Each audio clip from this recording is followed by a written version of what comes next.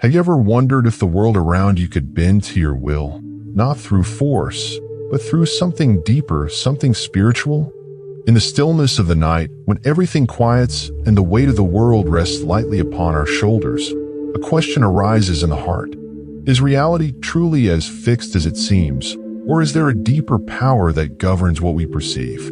This is the essence of mystical wisdom, a question that beckons us into the depths of the soul and the cosmic heart of existence. Could it be that the laws of nature and the course of our lives are not as rigid as we are led to believe? Is there a way to align ourselves so perfectly with the divine will that we begin to shape the world around us, not through force, but through alignment? This is the secret teaching, the timeless wisdom, passed down through the mystics and articulated most profoundly by Ibn Arabi, the greatest master. Ibn Arabi, born in the 12th century, remains one of the most influential figures in Islamic mysticism. His philosophy of Wahdat al-Wujud, the unity of existence, profoundly changes how we view reality. According to Ibn Arabi, the entire universe, with all its vast complexity, is not a series of isolated events or objects, but a singular emanation of the divine. Everything, from the stars in the sky to the smallest grain of sand, is a reflection of the Creator. There is no separation between the Creator and creation. They are intertwined, inseparable. When we look at the world through the eyes of Ibn Arabi, we realize that our perception of separation, our sense of self, as distinct from the rest of the world, is the greatest illusion. The only true reality is the divine presence that infuses all things. But here lies the key. If the world is an emanation of God, if every moment is a reflection of the divine will, then there must be a way for us to align ourselves so completely with that divine presence that we, too, become conduits through which this sacred energy flows. This is where the power of Zikr, the remembrance of God, becomes not just a spiritual practice, but a gateway to transformation. For Ibn Arabi, Zikr is not simply an act of repetition, a mechanical recitation of words or phrases. It is a sacred and conscious technique, a profound engagement with the divine. Through Zikr, we are not just remembering God, we are becoming the divine attributes we invoke. When we speak of God's mercy, we don't just think about mercy, we embody it. When we speak of God's wisdom, we don't simply seek it, we become the very essence of wisdom itself. This is the transformative power of Zikr. It is not about asking for something from God, but aligning ourselves so completely with the divine that we become channels for divine action, affecting the world around us. This process of becoming, of merging our will with God's, has the potential to alter the very fabric of reality. Ibn Arabi teaches that when the human soul reaches its highest state of purity and alignment with the divine, it no longer perceives the world as separate from itself. Instead, it sees everything, every event, every object, every person, as an expression of the divine will. The laws of nature are no longer seen as fixed. They are seen as flexible, dynamic, and responsive to the divine will flowing through a perfectly aligned soul. In this state, the soul becomes like a mirror, reflecting the divine light, and through this reflection, reality itself begins to shift. When the soul is pure, focused, and aligned with the divine, it is able to interact with the world in ways that transcend the ordinary laws of nature. Miracles, in this sense, are not extraordinary acts of divine intervention, but natural expressions of a soul in perfect harmony with the cosmos. In the presence of such a soul, the very laws of nature appear to bend. Rivers can stop in their course, mountains can move, and time itself can stretch and bend like a malleable fabric. But what exactly does it mean to align with the divine? What is the method through which we become attuned to this cosmic frequency, to the sacred rhythms of the universe? Ibn Arabi offers us a detailed and profound answer. He speaks of purification, focus, alignment, and surrender, four essential stages that lead us to become instruments of divine will. Step 1. Purification. The first step in this process is purification. To be purified is not simply to rid oneself of physical impurities, but to cleanse the soul of ego, attachment, and worldly desires. Ibn Arabi teaches that before we can align with the divine, we must first shed the illusions of the ego, which cloud our perception of reality. The ego is like a veil that hides the light of the divine within us.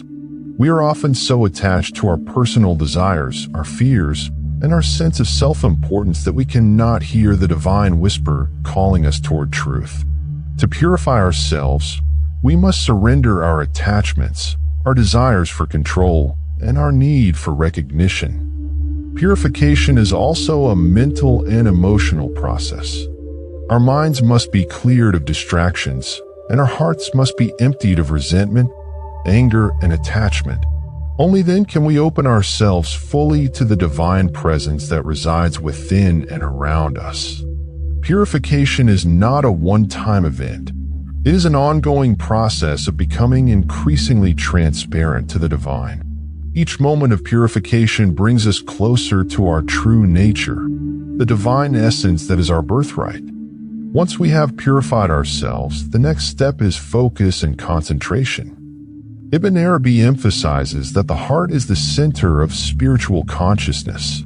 It is through the heart that the soul connects with the divine. To concentrate the heart means to gather all of our energy and attention into the center of being. The distractions of the mind must be silenced, and all our awareness must converge on this singular point of divine connection. Ibn Arabi teaches that through Zikr, we can direct our hearts toward the divine. This is not a passive act. It is an active engagement with the divine presence. Each repetition of God's name is not merely a spoken word. It is a thread that ties us back to the source, pulling us deeper into the divine presence. In this concentrated state, the heart becomes a vessel through which divine energy flows freely, unimpeded by the ego or worldly distractions. Step 2. Alignment. Once we have purified and focused our hearts, we move into the stage of divine alignment. This is the stage where we consciously align our entire being with the divine. But how do we do this? Ibn Arabi teaches that the key is not just to think about the divine qualities, mercy, wisdom, power, beauty, but to actually become these qualities. When we remember God's mercy, we do not simply think about it. We embody it. We allow mercy to flow through our words, our actions, and our very being. This process of becoming the divine qualities is the core of Ibn Arabi's teaching. It is not enough to merely recite words or think about spiritual truths. We must become those truths. In doing so, we align ourselves with the divine on the deepest level. The more we align with the divine attributes, the more we become conduits for the divine will to manifest in the world. Step 3. Surrender. Finally, the last stage is surrender. This may seem paradoxical. How can we surrender and still put in effort? Ibn Arabi teaches that this is the essence of spiritual mastery, effortless effort. We must give our all in the practice of Zikr, in the alignment of our heart with the divine. But at the same time, we must surrender our personal will. The key is not to control the outcome, but to become a vessel through which the divine can act. In this state of surrender, we are no longer the doers. We are simply instruments through which divine will flows. This is the state of the insan al-kamil, the perfect human, the one who has achieved perfect alignment with the divine. In this state, the practitioner becomes a conduit for miracles, not because they desire them, but because they have become so attuned to the divine rhythm that the universe responds to their being. In this state of alignment, reality begins to shift. The world is no longer seen as a series of fixed events, but as a dynamic field of potential shaped by divine will. When a soul aligns perfectly with the divine, the world around it responds. This is the true power of Zikr. Not only does it purify the soul, but it also transforms reality itself. The laws of nature, time, and space become flexible, bending in response to the divine while flowing through the practitioner. The world is a reflection of the divine.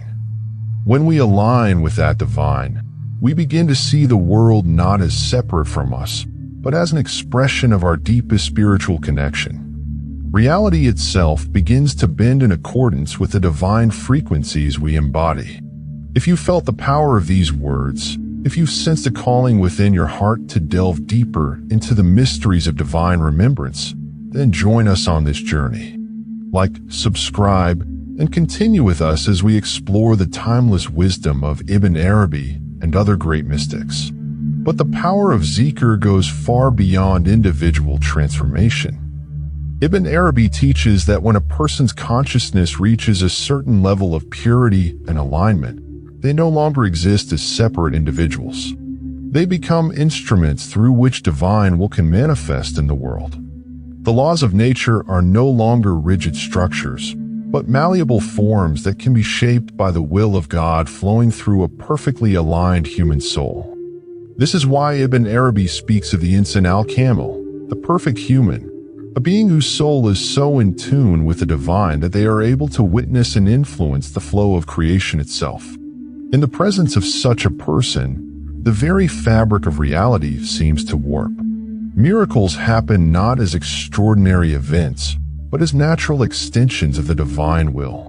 The laws of physics, time, and space bend in response to the unity of consciousness between the human and the divine. The power of Zikr lies in its ability to purify the soul, to focus the mind, and to channel the divine will into the physical world.